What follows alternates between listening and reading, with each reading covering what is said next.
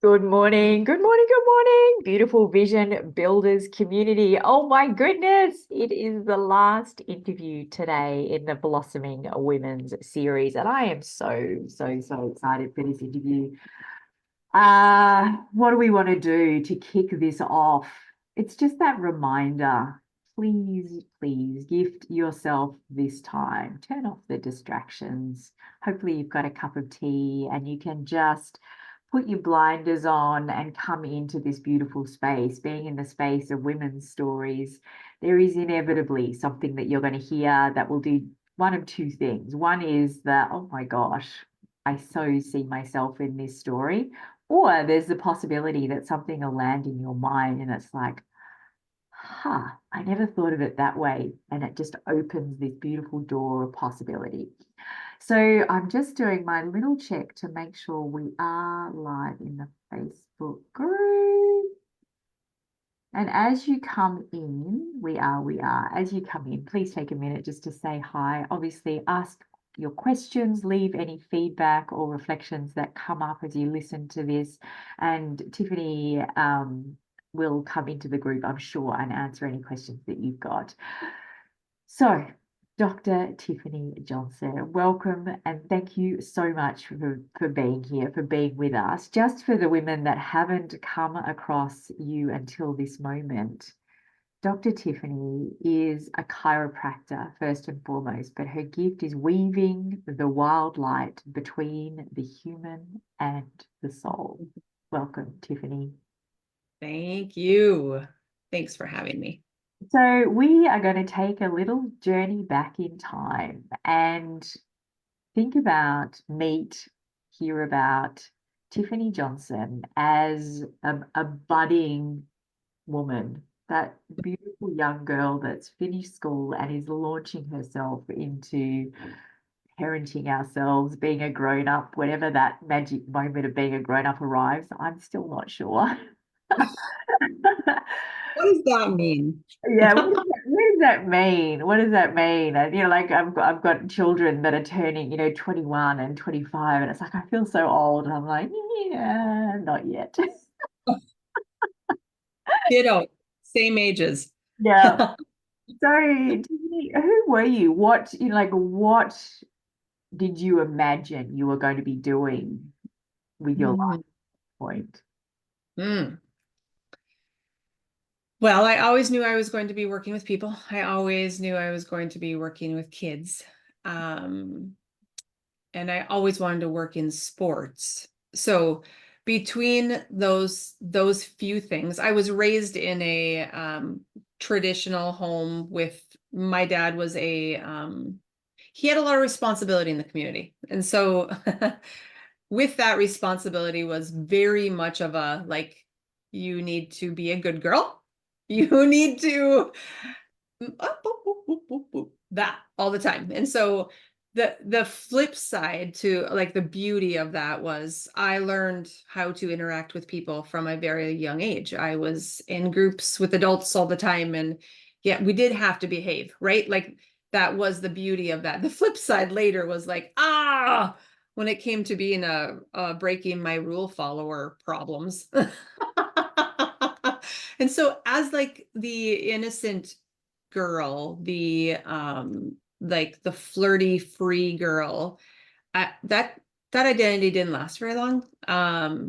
It was no, I went into serious mode really fast. And it's interesting to like think about the young free flirty girl riding her bike, anything's possible, to getting pregnant at 21, not fully expecting to be pregnant at 21, and then starting chiropractic school. And all of a sudden it was in overdrive. I was a girl that didn't finish things. I didn't get that excited about things. I was great in school when I wanted to be and not when I did not want to be. I did not give a shit half the time, but I always gave a shit.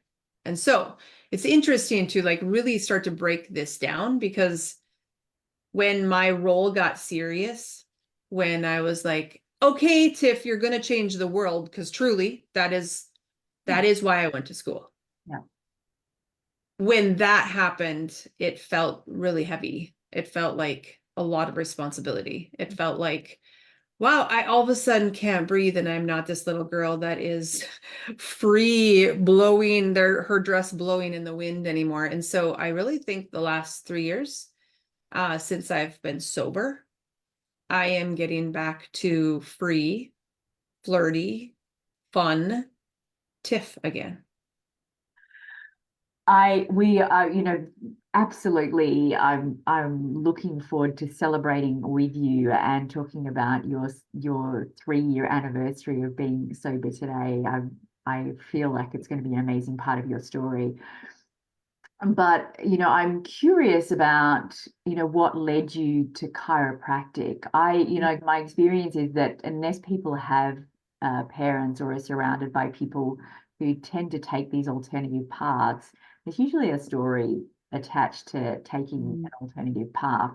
So what was the impetus? What was the driver to doing chiropractic? So I was in high school when I first saw a chiropractor. As a high school player, basketball player, I wanted to be a college basketball player. I had knee pain, ankle pain. And so that's how I started going. And Okay. honestly, it was my chiropractor because I'm like, hey, what do you think I can do for a profession that I can work with families, work with kids, and work with sports? And she's like, well, duh. I mean, I'm asking my chiropractor this, right? She's like, chiropractic. So when I went to undergrad, I played basketball and just kind of put chiropractic on the shelf for a little bit. Knew that I didn't want to do anything with meds, and like I love psychology, didn't want to do anything with medication, psychiatry. Like, the more this kind of settles, then I was like, no way, I'm not going to go to 4 more years of school. Well, my current husband, we were engaged, we broke up, and that's when I decided I am going to chiropractic school. Um, I I had a history of being a little bit codependent in my relationships. And when I say codependent, I mean like I started to act like them instead of my own way. Like I didn't necessarily live to please them, but and so anytime I like separated from people or from parents or beliefs or Craig in this case, I actually just had a blank slate. And I was like, what am I doing? This is what I want to do. So I believe my journey with chiropractic was more founded when I was there. Because that's when my path in chiropractic changed.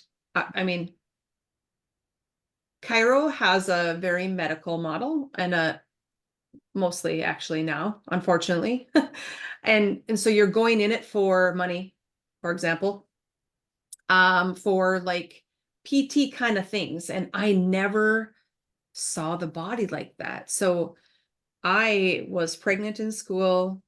Um, and my whole path, I think Callan, my oldest girl, who's 23, my whole path was rooted on her because after I had her, I started shifting into pediatric chiropractic and what I would call now holistic chiropractic, as how I see the body is very much in energy. Yeah. So I have a different path on as to like how I got there was very traditional. Like, oh, you want to work with people, you want to work with sports, be a sports chiropractor. And then when I got there, I'm like, oh my gosh, nobody told me about all of the other magic that can actually happen from the body.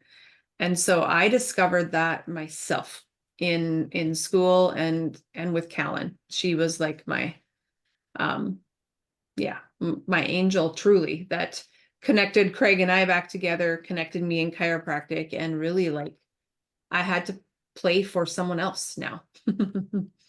I always think it's really, I mean, we were talking before we recorded, and I've talked to my community a little bit. I'm lean more into the gene keys. I love Richard Rudd and the gene keys, and you were talking about human design, and they're very connected. But I always find it fascinating how people come to be doing what they're doing and the journey to getting there. And it really is quite rare that people leave school as you did essentially knowing what they were going to do, and it's built from there. Most people, you know, like there's a lot more kind of different careers that happen on the in between. Right. And I think this is a bit of a one line. I think this is a bit of a one line, you know, like you tend to be really great at the academics and the research and the learning and that side of it. Yep. Yep.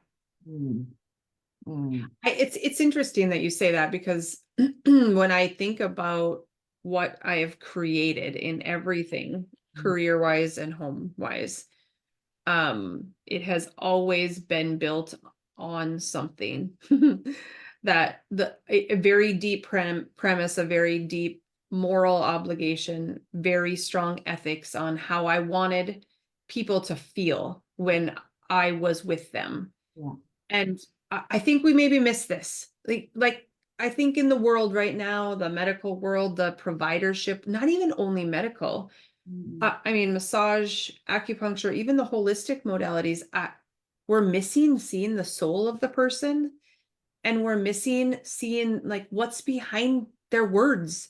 So mm, they say this, but I'm like, I don't think that's actually right. So I have this ability that I've built by being able to see the body different and trusting that my lens, like connected through God, has seen something different the whole time, and that I've just allowed for my foundation to be built for me instead of having and feeling so much pressure to create a system in a model that doesn't work for you, because yeah. I think that's where people go off base. Yeah. Is you're building something that isn't of your truth. It isn't of like who you actually are. So You know, I feel that this conversation is so pivotal. I mean, there's a couple of things there. One is the indoctrination with the idea that somebody else is always knows better than you. There's an expert, you know, like who are you as a parent to talk about, you know,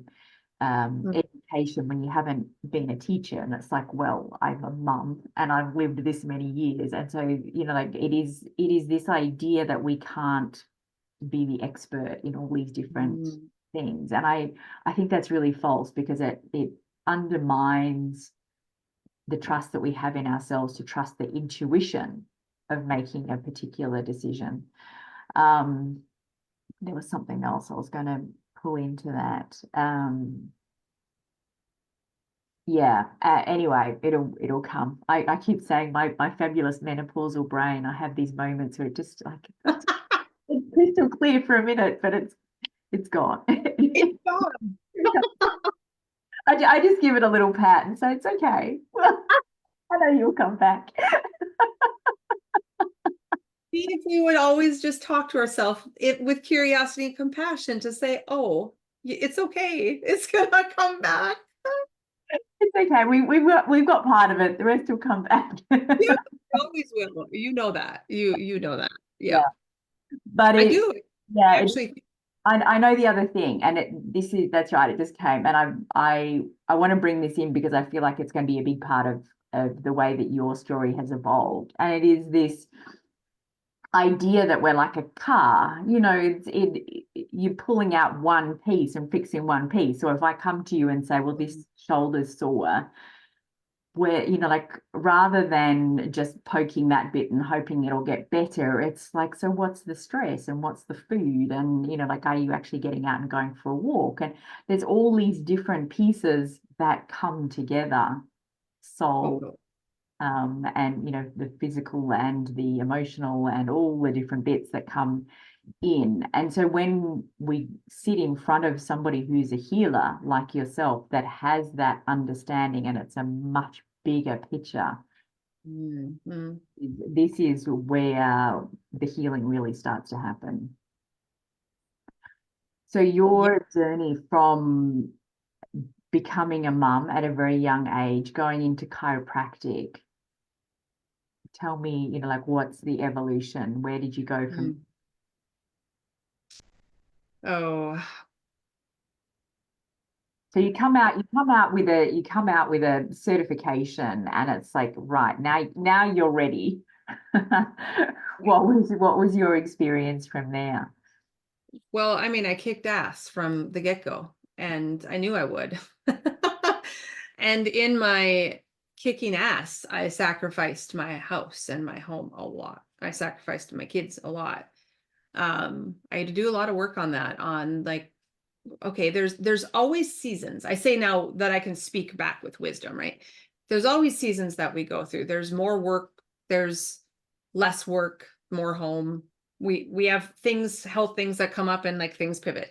But I definitely I found my identity in my practice, and I resented home for that for a long time of like, I'm not I'm not that happy here. I don't know how to do this here. And I remember Craig always saying like, hey, I know you're the boss at work, right? And I know you're the healer at work, and I know you're the delegator at work, and I know this, but you're not my coach. Yeah. And you're not my healer, and you're not my boss. And so it took me a long time to find that ebb and flow of what is my responsibility at home, because I really felt like from the get-go I mastered something extraordinary in my practice. And once again, that was my foundation. I needed that to find myself, right? To find something that I was good at that didn't involve anyone else. And then I was like, oh, okay. So if you rip the success off and you take success out of your line item, oh, but who am I as a mom? And who am I as a wife? Oh gosh, failing miserably. And who am I as uh a caretaker of the people that I say I love the most, when I prioritized my practice and patients a lot of times more. I mean, unknowingly, of course, we look back. And so it's been my greatest, like one of my pillars is legacy, and it's one of the pillars of my mentorship, one of the pillars of my practice. Legacy meaning you got to get your home in order. You have to get your home in order. I don't know a lot of doctors that their marriages stay intact, or if they are intact, that they are the core Mm, of their life. mm, And ours is. And so took a lot of friggin' work and a lot of pain. And our kids, so we have a family business, and so it's just seeing this all come back through. We own 4 businesses, and they're all self-made, and we're expanding them, and our kids are 19 and 23, and they're involved in it. yeah. And it's my greatest success story is my home and my kids and Craig. I feel that this is the masculine and the feminine kind of balancing this when you're such an amazingly strong and capable woman. Yes, you can do it all, and the temptation to do it all, because when I do it, it just gets done properly. Gets carried through from work into home into, all the different areas of our life. So it is finding a space for that feminine to Yeah. sit back and let somebody else take the wheel. That is the biggest challenge, I think, for particularly for that driven personality that you obviously have mastered. So Yeah. how have you brought that into your home life particularly with your husband, but with your Mhm. kids as well? Everything just really changed 3 or 4 years ago in the understanding the masculine energy of mothering. Mhm. Of like, guys, whoever thinks mothering is feminine, you wrong. Yep. And it's interesting because I didn't my tendency at home was not even masculine. It was like retreat. It was pull back. Mm. So not so much with kids, or for sure him, from intimacy, from like I've given to, I mean, I adjust high volume. So 250 to 300 people in like 12 hours or 14 hours. And so I've done that for 15 to 18 years. Oh my God. And so I've become a master at energy. I mean, truly a master at this energy is open and we can close this down now. And now I go to the next person. And that is how I shift. And that's how I do my work fast, right? Well, I've taken care of all these people. And I know so many providers feel like this. And at home, I was like, I don't have 1 ounce to give. Yeah. So instead of moving into staying busy, Mm, I actually pulled back. I kind of pulled out. It's like I unplugged. So so it's interesting because a lot of the people that I mentor, a lot of my patients, a lot of like, because I mentor other executive women, they are in more of the mothering energy. And I wasn't. My safety was like, I'm just gonna step back and Craig can run the whole household. mm, And so I was different. I was like conserving at home, kind of like a man would do. Like the women who talk about their men and they're like, all he does is work and he comes home and he sits on the couch and he does this. right. Yeah. I was I was in that stage for a long time um and it wasn't I did all the things with the kids, right? Like we were always involved, we coached, we did all the things. But when it really came to connection on a spouse level and like a deep truth level, I just exited. So 4 years ago, I was like, okay, if I don't get this figured out, there's going to be some really big changes that will be coming, and I wasn't willing to sacrifice that. So that's when I recognized, like, okay, Mm, I've maybe been most of the problem here. As Craig would always say, you never say you're wrong. See, masculine, you never say you're wrong. I'm like, oh, but I think I'm wrong all the time, and I just don't have the courage to say it.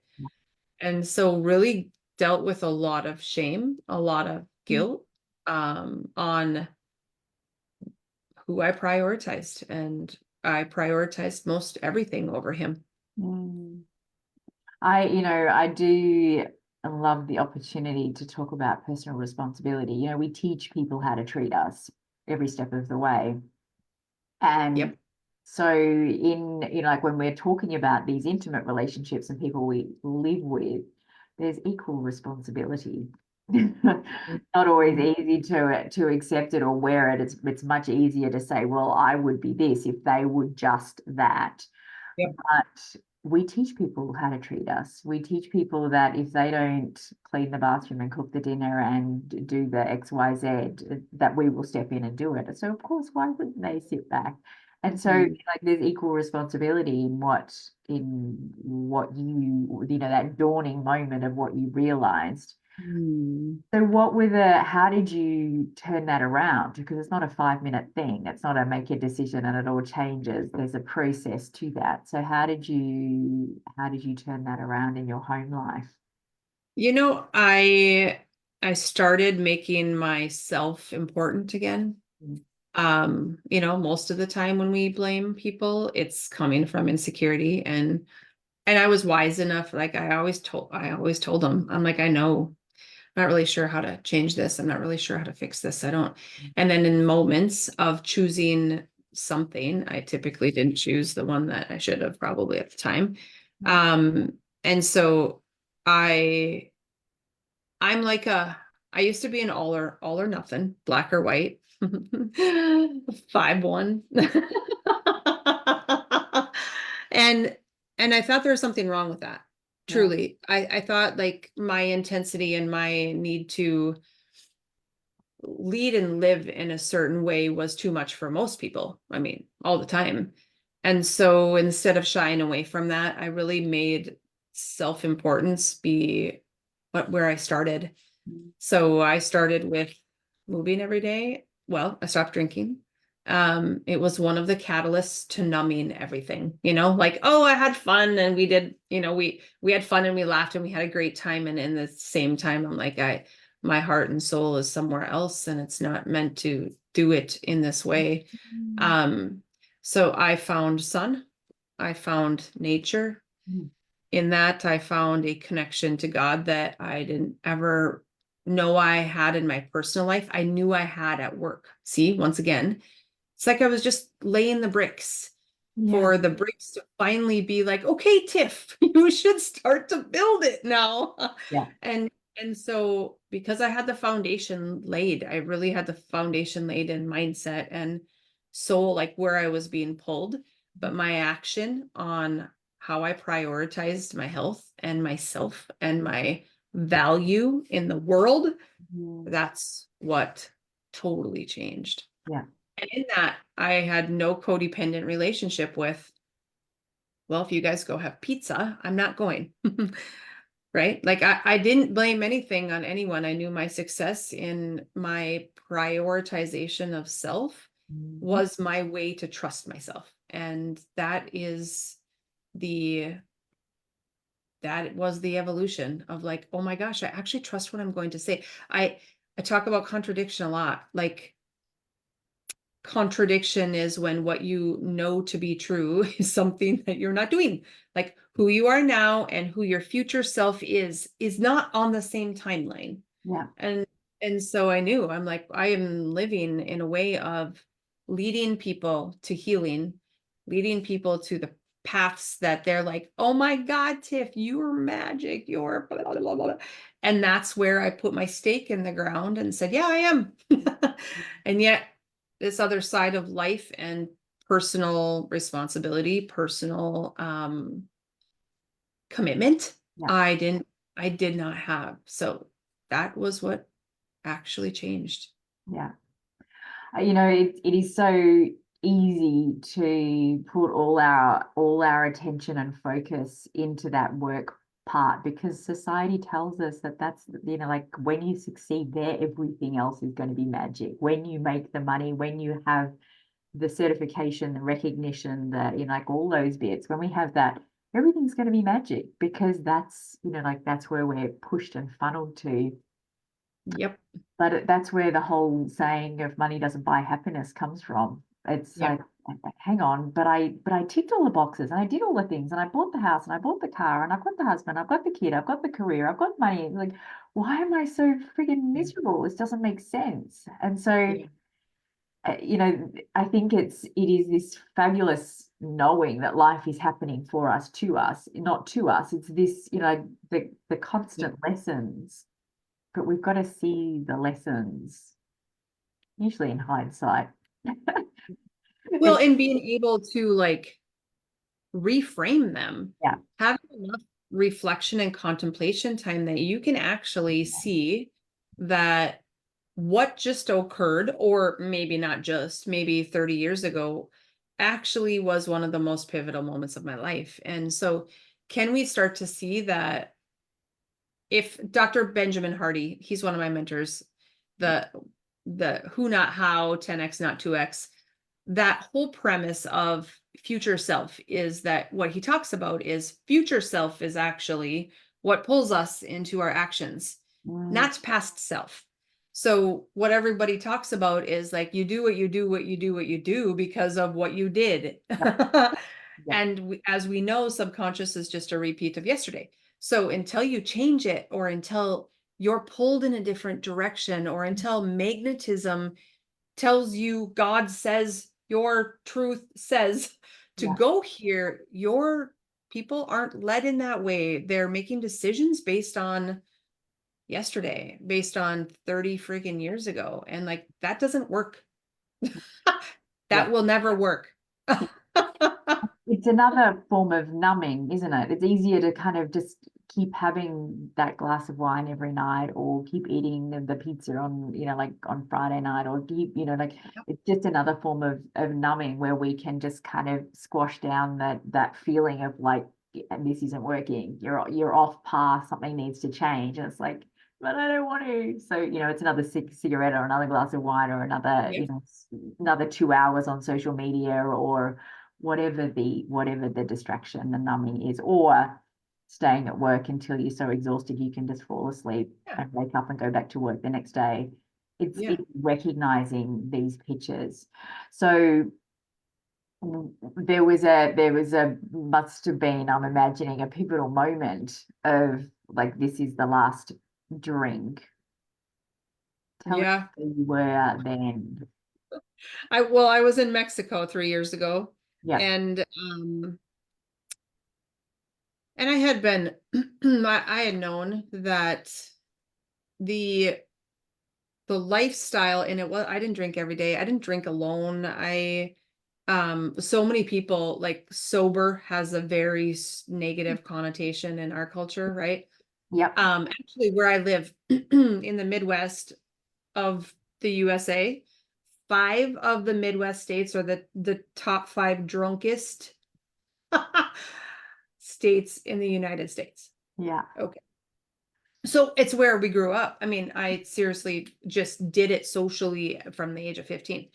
And Mm. so I knew that was what created the conflict at home. I knew the priority of social outings and fun nights. Yeah. I prioritized over the kids.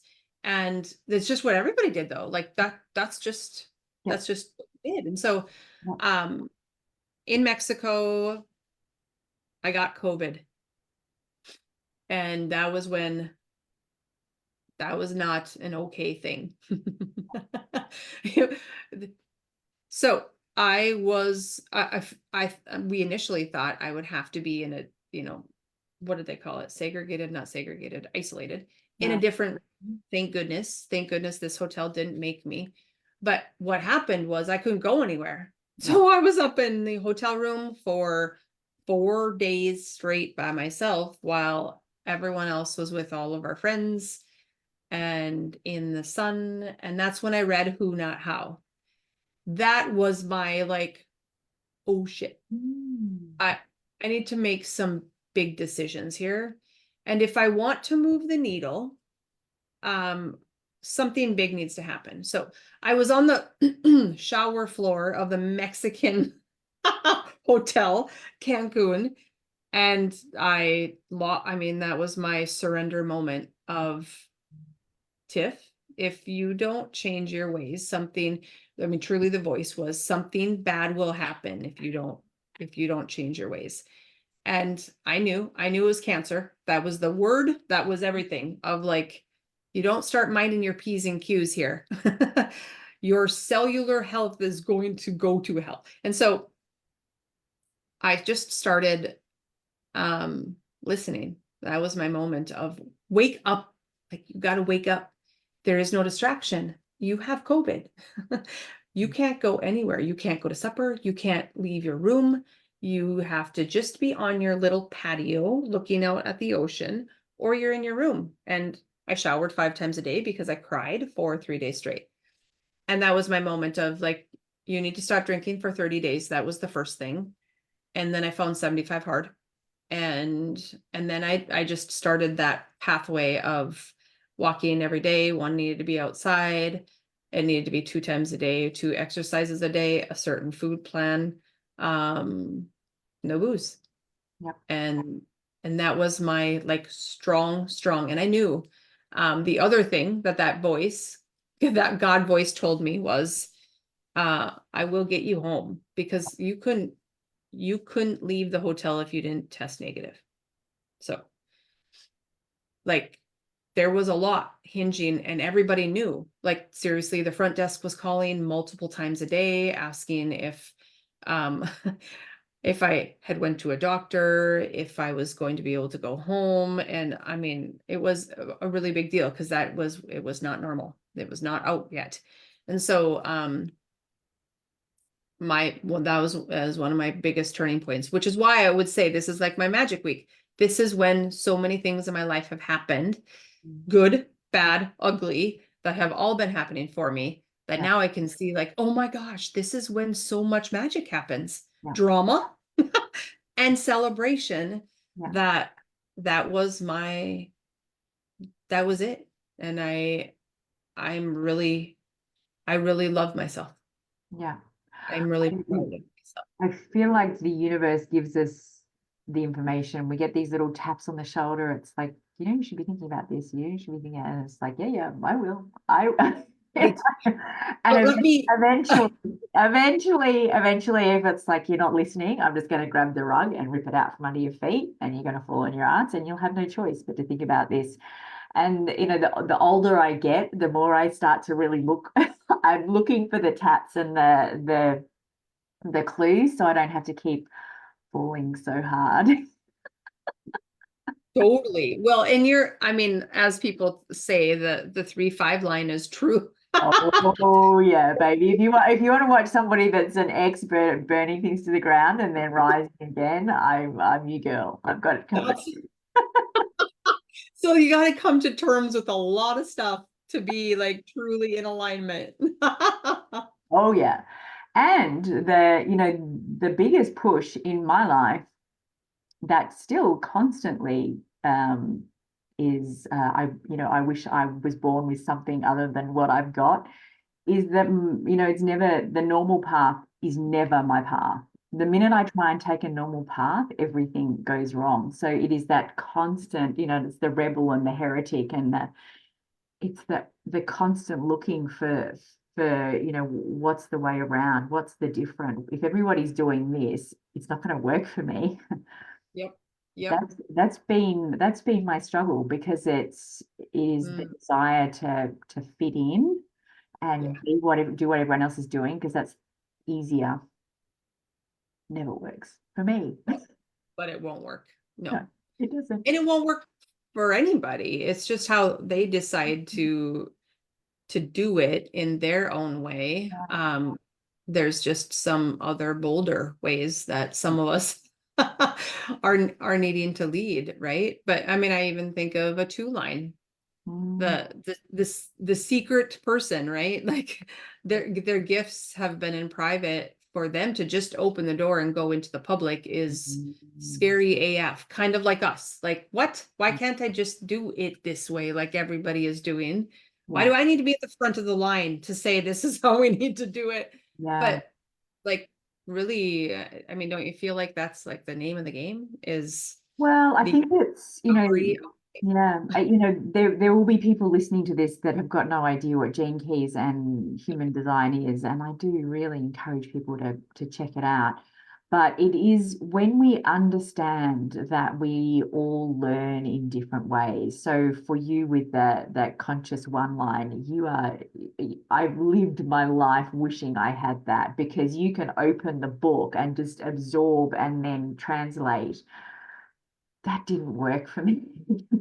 Yeah. What is wrong with my brain? And then there's the 2 line that is born with this amazing gift. So we see these children, these people in life, it's like that envy of like, oh my gosh, you were born knowing what you're amazing at. You might ignore it for a while and think it's not your path, but inevitably you come back to it.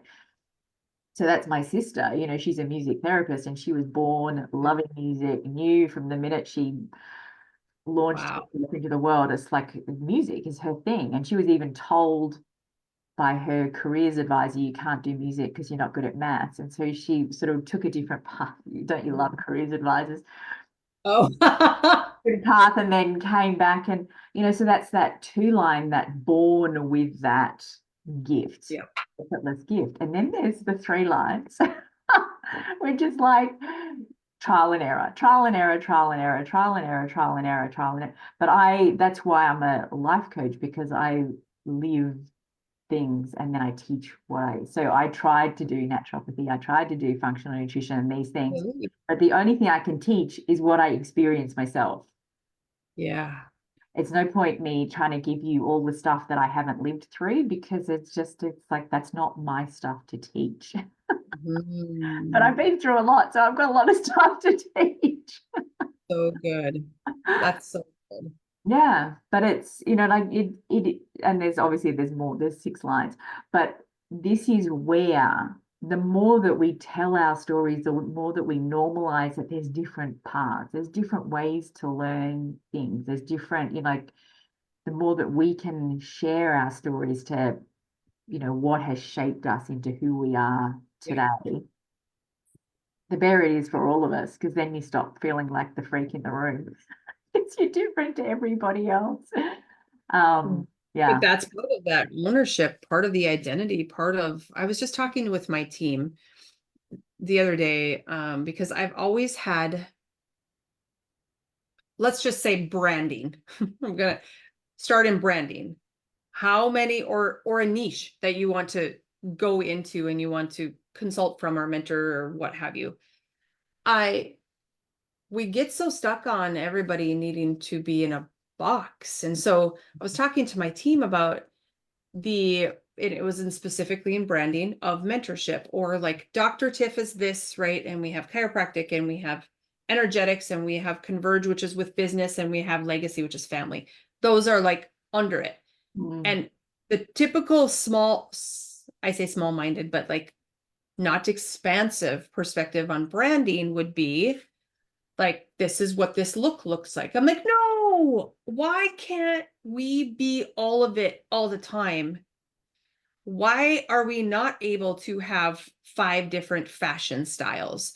Or we love this style because of this and this style because of this. And because now all of a sudden we see that a business only has one brand, and we start going in this model of who am I? Who do I coach? Who do I mentor? Who's my ideal client? I'm like, that isn't actually it at all. And whether you're a 1 through a 6, your job is to be all of you. Yeah. Yeah. And you shift into where that identity is meant to come out the most, maybe, Yeah. but it's mastering all of it. Like we're meant to be all of it. Mm. I love to wear bright red and shine out in the crowd of the freaking world. And I love to go put my hat on and not shower and be in a really fluffy coat and not be seen. That doesn't mean I'm hiding from something, and that doesn't mean I think I'm better than you.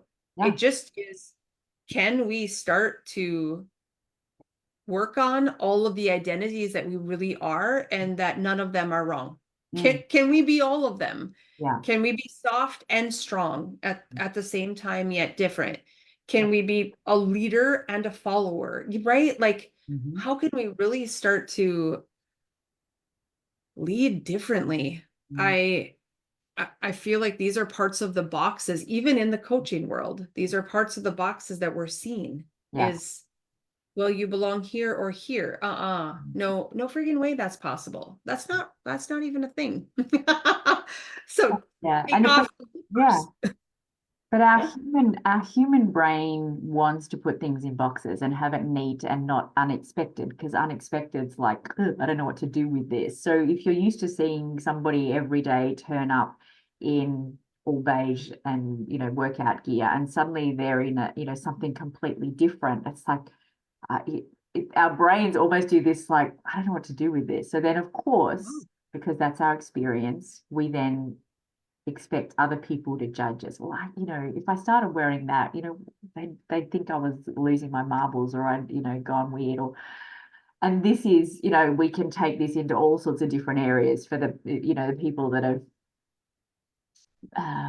been a nurse for 25 years, and suddenly Yes. they want to become an astrophysicist, or well, Yes. whatever, or they want to, give up everything and go and live in a cabin in the woods and grow their own food. And it's like, when we think about the boxes that we put people in, it's easy for us Yeah. to do that. But when we think about taking ourselves completely out of the box we've been in forever, and to show up really differently, it is amazing how challenging that is.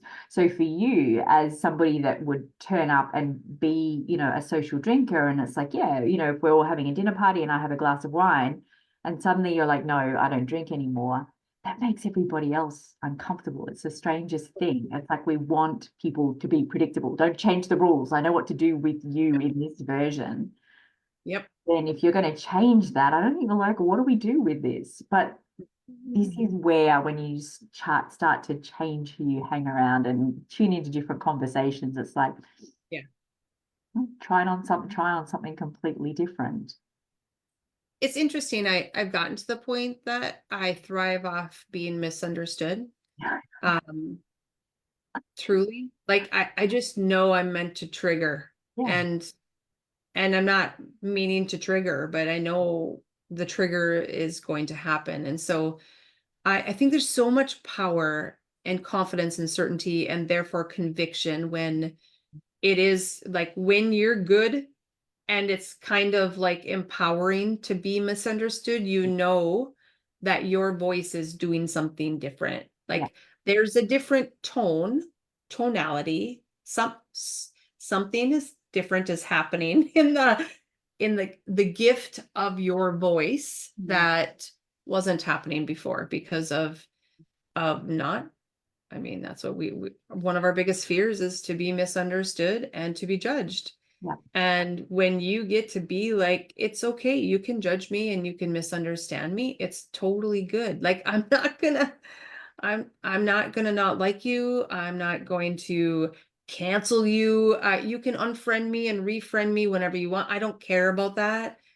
Like how do we start to live with a little bit more power? And I mean, I lived like that for a lot of my life, very, very strong. But there was always an ego tone of like, I don't give a shit what you think. Yep. And I don't have it that way anymore. Mm. I really truly like it's okay that you think and you feel the way you do. I mean, I probably would back in the day too, but just know that I can hold that power. I'm not going to cancel you. I'm not going to talk crap about you, Yeah. but you're definitely not in my inner circle. Yeah. Yeah. Right? And so how can we hold that? Yeah. And this is one of the great gifts about getting older. I remember when I was in my 40s, I was like, it's really nice to be caring a little bit less and a little bit less about what other people think. And now I'm in my 50s, it's like I care even less. Uh-huh. Or I'm very selective about whose opinions I actually care about. Yes. And this is one of the greatest gifts of getting a bit older is just this sense of actually I know who I am. And the other thing is I don't need to convince anybody else that my decision is right or wrong. It's right for me. You do you, and I'm really curious. I have a genuine love and curiosity, which is why I do this work for why people make the choices that they make and do the things Mm, they do. Like I love that we're all so different, but I'm never going to convince you that my way is the only way. That is my way, and it's pretty unapologetic. yes. And I moved, I was a woman in a man's world from a paradigm standpoint, like I grew up like that. And um I started my practice wearing button-up shirts and slacks and like shoes. And now I'm barefoot. And I mean, just even that transition of the woman in a professional world who's a doctor. If you're a doctor, you hold a level of responsibility. You hold teachership, right? And so you better have your poop in a group, or at least you better look like you do. Yeah, And so like just seeing some of those pieces of where I came from, needing to prove it, yeah, needing to convince that, like, that's what I mean by that ego undertone a little bit, like unbreakable, unshakable, yet I didn't feel that way in my personal life. And so, you start to merge these things and you start to up level, yeah. um, and integrate and be a whole lot more aware of where is this in low frequency and where is this in high frequency, and how can I really trust myself in it? I feel as a society we've also, that abdication of responsibility is like as soon as somebody becomes a doctor, it's like you're going to have all the answers. And that pressure takes the humanity away as well from both sides. So yeah, there's a leveling that's happening with the rise of feminine energy, not women and men, but feminine energy Yes. meeting that Yeah. masculine energy. And now we're seeing this lovely, slowly, but like equal power, just different. Um, Yeah. so I'll ask you a couple of questions just to finish us up. If I was to open this fabulous magic portal of an unending supply of millions or billions of dollars, what's the change that you want to see in the world? Where would you funnel it? Oh, most definitely. Um, in medical care, truly changing the whole fucking thing. Oh, yeah. And because I see the human in the soul and because I weave it, Yeah. um, I give power to the person in front of me first Mhm. and ignite and activate something in them so they truly believe they have the power and that I get to just be a partner in it. Yeah. And that would change the whole world. Yeah. In every profession, Mm. dentistry, massage, naturopath. I mean, even naturopath here locally is starting to be more medical. Yeah. We're starting to Yeah. do blood tests and do labs and then figure out where we're deficient or toxic and then like treat with supplements. I'm like, we're doing the same thing. We haven't actually changed human behavior at all by doing it that way. Yeah. And so um reminding people that the body is a miracle. Yeah. It can do things that your mind doesn't even know that it could do is such a foundational principle that there's just not very many people teaching this. Joe Dispenza teaches us. He's a chiropractor. Like there are some people that are working to integrate it, but what I'm seeing is they're so over spiritual Yeah. and not foundational, or over medical and not spiritual. Mhm. And so how can we start focusing on the person and the person being more responsible for Yeah. their results, Yeah. and also believing that healing can happen, but also as the provider, we start to see uh, you start to see the human and the soul together, because that's what's going to change everything. Yeah. I don't think that a lot of people are aware of how bound people who have to have a regulation. So whether they're a naturopath or a chiropractor or a GP or a whatever the modality, if you operate under a governing body, you're very tied with what you can say and opinions. And I don't think many people realize that. And I remember going to see AGP during the great pandemic, and I'm a questioner. I want all the answers. And he said, I have to be frank. In his words, he said, doctors have become glorified drug pushers. I can't give you an opinion unless it follows what's on the prescription. Yep. I don't think people realize this, that how gagged people, They are. yeah. Truly, and that is when I look at the rise in families breaking apart, Mm. addiction and misery Yeah. in providers, Yeah. especially doctors of license holders of any kind, Yeah. that's why. Yeah. You're right. They're bound, they're gagged, Yeah. they're threatened, they can't say what they desire, and they're probably, well, they're threatened to even leave. Yeah. Like if they do this, then this, right? Their actions are driven by fear. Yeah. So, Yeah. and It's we're playing into all of it. yeah. Well, it's worth trusting our guts first and foremost. Be the Yep. expert of your own well-being first and foremost.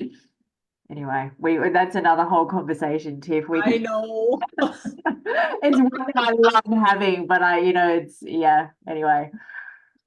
So Uh, what are the things that, when you're operating really well and you're in full vitality and things are going well, what pulls you off course? What are the one or two things that hang on, I've got to come back. What pulls you off course? that's a really good question. The need to achieve fast. Yep, And I do achieve fast, yeah. and I just want to always go faster. It's like So, put your foot off the accelerator, just like yep. for a minute. Yeah. Like my team just today just said, let's not do what you were thinking to do in April. I'm like, oh no, it happened again. She's like, yeah, it's happening. Um, It makes me laugh because I remember hearing Brene Brown talk about that. I don't know if you're a Brene Brown person, yeah, sitting at one of her boardroom tables with all her, people, and then they had to come up with a committee that kind of helped Brene, take her yep, foot off the accelerator. It's like, you don't have to brake, but just take your foot off the accelerator. yep.